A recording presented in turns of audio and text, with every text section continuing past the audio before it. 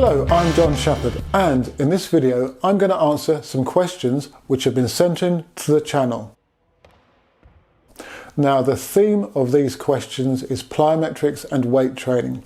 So a lot of the answers that I'm going to give relate to the previous question or all correlate with one another.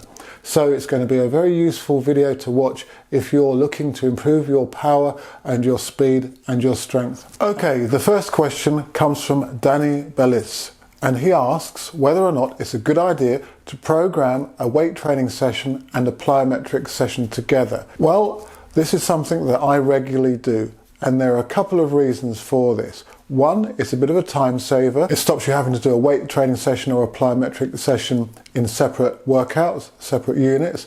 However, potentially the greatest benefit is the potentiating aspects when you combine plyometrics with weight training into the same workout. So what do I mean by potentiation? Well, basically, if you combine weight training and plyometrics into the same workout, then you're going to get a stimulated effect on the fast twitch muscle fibers and the motor units that control them. Basically, one exercise tends to prime the other one for a greater and higher power output. Now, there are a couple of specific considerations for these potentiating weights and plyometric sessions. One, the weights exercises need to have a high stimulatory effect, so they need to be above 85% of your 1 repetition maximum. Also, it's ideal to try to perform the exercises as dynamically but as safely as you can. So a squat, you could come up very quickly. Power cleans, hand cleans obviously lend themselves to high powered movement. You only want to employ between 4 and 8 repetitions, and make sure that you have sufficient recoveries between sets. And if you feel that your power output is declining, then decrease the repetitions or increase the recovery between sets. When it comes to performing the plyometric partner exercise or associated exercise, these again need to be performed with a maximum intent. You need the quickest of reactions you can if doing a drop jump. To sum up, basically it's a good idea to combine your weight training and your plyometrics into the same workout. Okay, the next question comes from Shamali Champika, and I hope I've got the name pronounced correctly. And they're asking about rest and recovery between plyometric exercises and sets.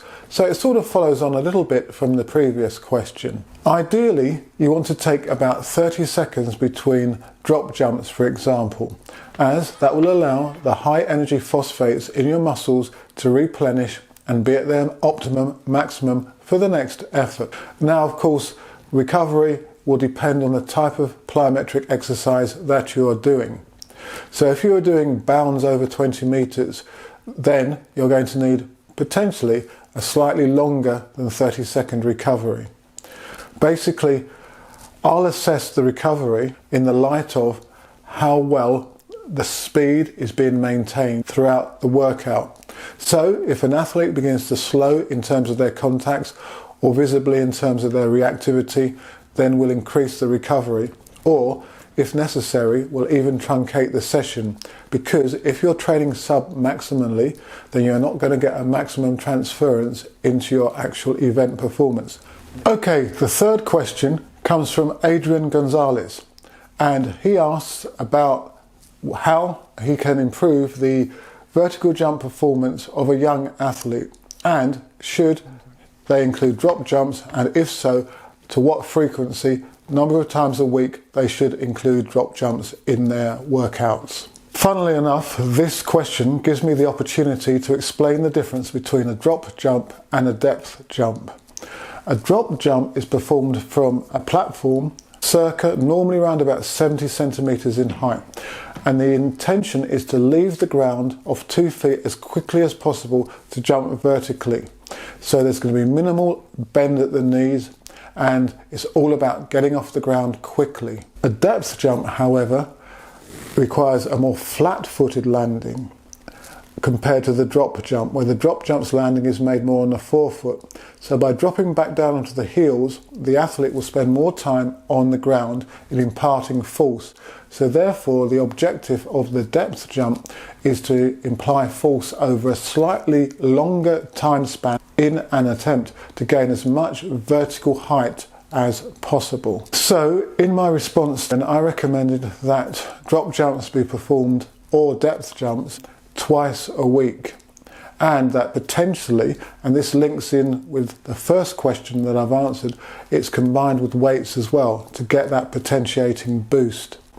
So I would be looking to do 3 to 4 sets of 4 to 5 reps of either drop jumps or depth jumps in a session. So if you did drop jumps in one session, you could do depth jumps in another, or you could simply do half the session of drop jumps, so 2 sets of 5 drop jumps and 2 sets of 5 depth jumps. Again, the height for the depth jump should be around about 70 centimeters. As a guide, the higher the height you drop down from, the greater the time on the ground. And the lower the height you drop from, the quicker the reaction will be.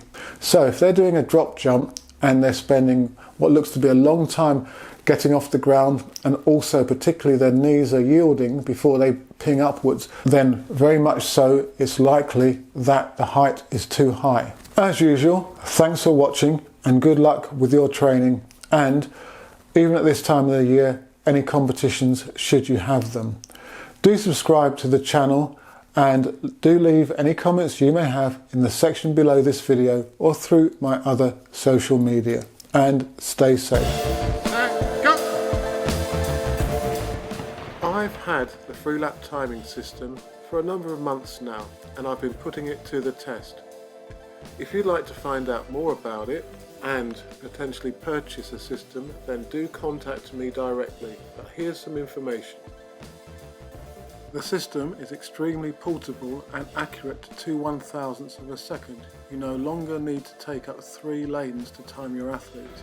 Place the TX Junior Pro transmitters down on trackside, set up the app on your iPhone or phone or tablet, and you're ready to go. The FX chip BLE attaches to the waist of the athlete, and that's what sends the time to the receivers. It's simple and effective. It's been a great motivator and way to compare performances across the training year, not only between our athletes but with norms established by other jumpers, for example. We can now really see how fast we are.